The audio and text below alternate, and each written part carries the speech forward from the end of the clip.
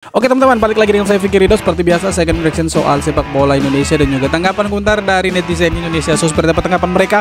Mari kita simak sama-sama. Tapi sebelum itu jangan lupa untuk like, comment, dan subscribe. Dan jangan lupa juga untuk nyalakan lonceng notifikasinya. Let's go!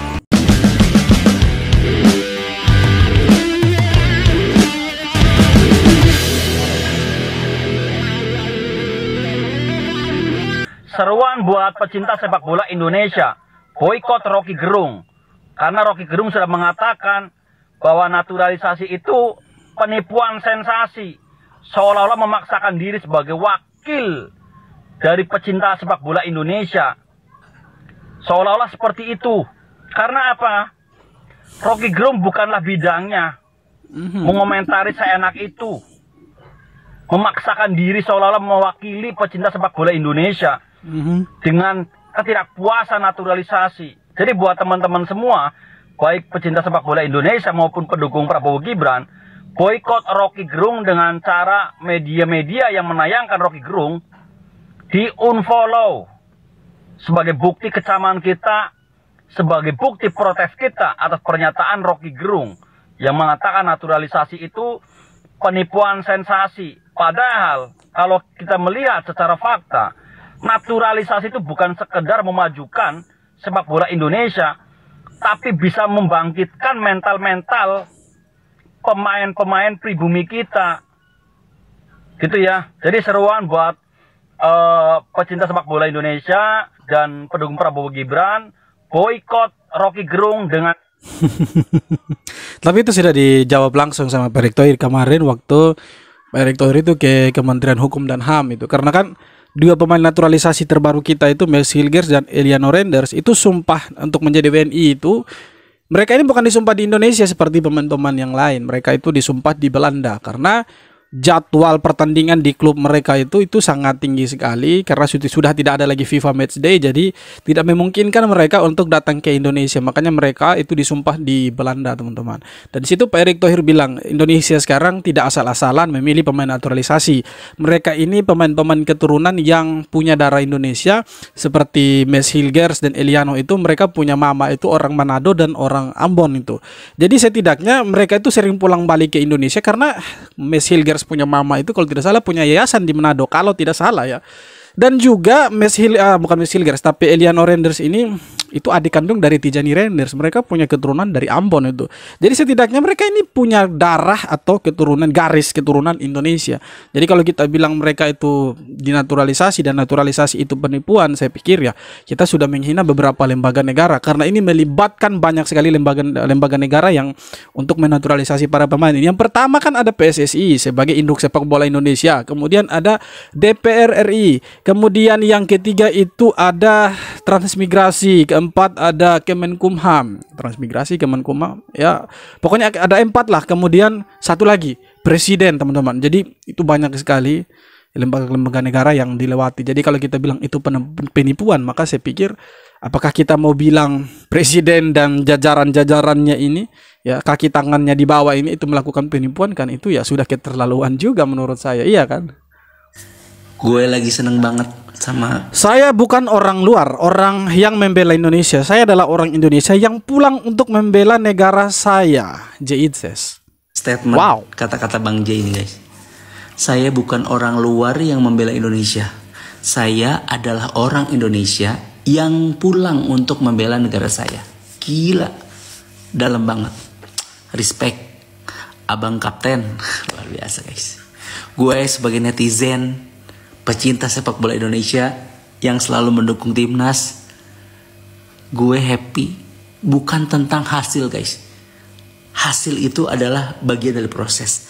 Tapi yang gue sukai, yang gue senangi, yang membuat gue happy adalah prosesnya, guys. Ini proses timnas yang sekarang itu luar biasa, guys. Ya semoga proses ini tidak banyak digrogoti orang yang aneh-aneh, tidak banyak diganggu orang yang gak jelas. Pokoknya PSSI, semua yang terkait pemain tetap fokus. Kita juga sebagai pendukung timnas. Nah itu dia, teman-teman. Ini kata-katanya Jay ini, Bang Jay, menyala Bang Jay. Ini seperti tamparan keras buat orang-orang yang selalu mengkritik pemain-pemain diaspora. Karena seperti yang saya bilang di video beberapa waktu lalu, di video saya sebelumnya, ada perbedaan antara naturalisasi dan diaspora. Kalau naturalisasi itu pemain asing atau orang asing ya yang ada di Indonesia, mereka datang ke sini sudah menetap 5 tahun. Itu salah satu persyaratannya. Itu mereka bisa dinaturalisasi. Atau mereka itu menikah dengan orang asli Indonesia dan usia perkawinan mereka itu sudah menginjak 5 tahun. Nah, kalau misalkan mereka itu mau dinaturalisasi, itu bisa untuk menjadi pemain sepak bola Indonesia. Kemudian anak mereka pun itu bisa menjadi pemain Indonesia. Karena di situ dia sudah termasuk diaspora. Karena salah satu dari orang tuanya itu punya darah Indonesia, teman-teman, dan bapaknya juga sudah menjadi warga negara Indonesia. Nah, berbeda dengan diaspora. Diaspora ini mereka yang lahir di luar negeri tapi punya garis keturunan Indonesia. Nah, seperti pemain-pemain diaspora yang sekarang, terkecuali Martin Paes. Nah, Martin Paes itu neneknya yang lahir di Indonesia. Memang dia sama sekali tidak punya darah keturunan Indonesia, sama sekali tidak punya. Tapi neneknya Martin Paes itu lahir di Kediri. Jadi secara aturan FIFA itu masih memungkinkan dia untuk bermain untuk Indonesia.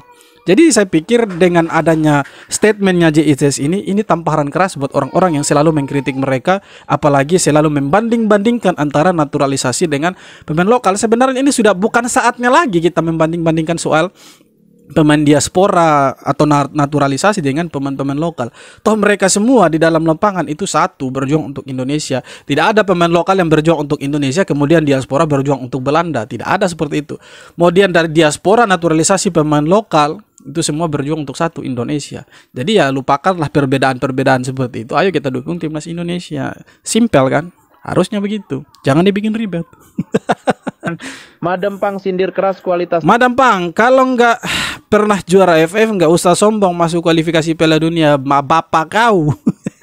Justru kau jangan sombong kalau hanya raih Piala AFF tapi tidak pernah masuk kualifikasi Piala Dunia round 3. Dah. Timnas Indonesia. Madam Pang yang merupakan Presiden Federasi Sepak Bola Thailand, FAT, baru-baru ini menyindir timnas Indonesia. Dia bilang bahwa Thailand belum pernah kalah dari Indonesia di Piala AFF. Pernyataan Madam Pang tersebut menyiratkan dominasi Thailand atas Indonesia di Piala AFF. Terus? Hal itu sekaligus menunjukkan kepercayaan diri yang tinggi dari pihak Thailand bahwa mereka masih jauh lebih baik dari Indonesia. Ambisi Thailand untuk terus mendominasi Asia Tenggara adalah tantangan yang harus dihadapi oleh semua tim di kawasan ini. Pernyataan ini juga bisa dilihat sebagai strategi psikologis untuk menekan lawan. Iya sih, dominasi Thailand di Piala AFF memang patut diakui. Namun Indonesia... Begini, iya Indonesia memang belum pernah juara AFF, tapi setidaknya ya kalian kalau main di Piala Asia 2027 itu jangan lewat ya playoff lah, janganlah, atau kualifikasi di negara-negara Asia Tenggara lah. Seperti Indonesia dong, lolos langsung 2027. Coba lihat namanya Indonesia di jajaran negara-negara Asia Tenggara. Tidak ada.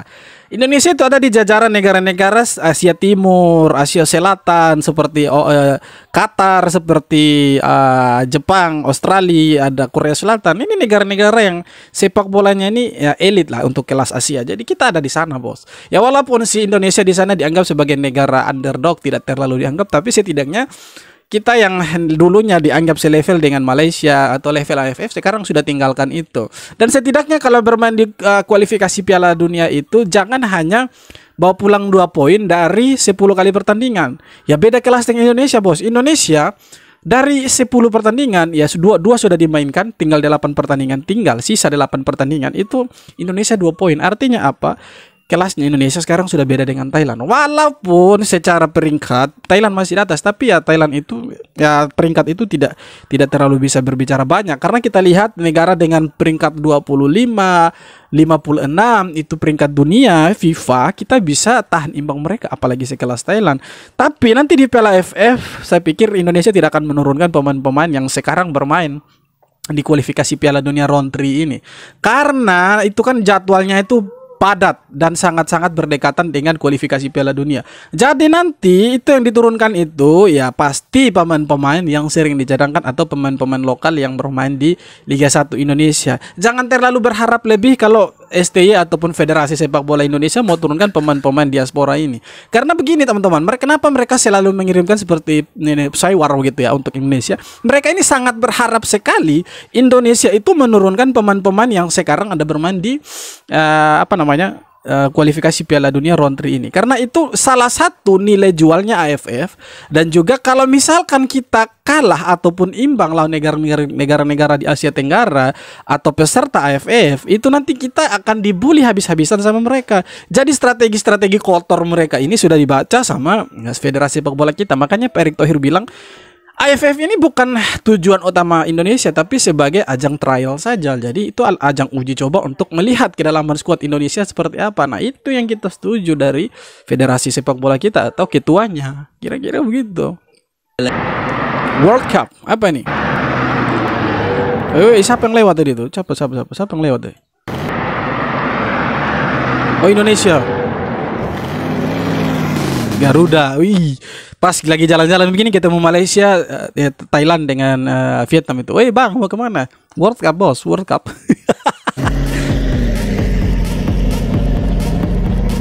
Oh iya, ada Calvin Verdong di dalam. Berhenti dulu. Kenapa ini berhenti ini? Ada Belanda. Sabar. Ada Belanda. Kenapa ini?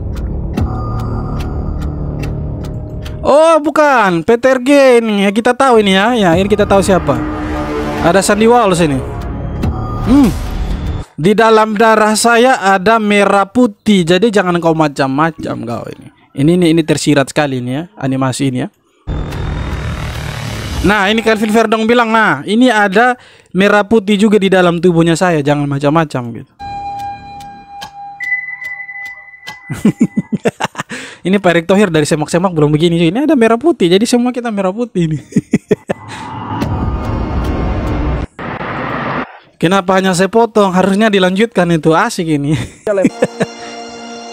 Di saat timnas sering dibantai negara lain, kalian di mana? Dan kenapa sekarang ketika timnas mulai bangkit dari keterpurukan, kalian muncul seolah-olah kalian lebih paham dari kami? Itu kalau timnas dibantai sama negara lain, itu mereka senang itu. Iya, mereka senang. Makanya sekarang timnas lagi bagus-bagusnya dengan pemain diaspora. Mereka malah mengomentari pemain-pemain diaspora. Mereka bilang itu penipuan, halusinasi. Memang dasar bapak kau lah.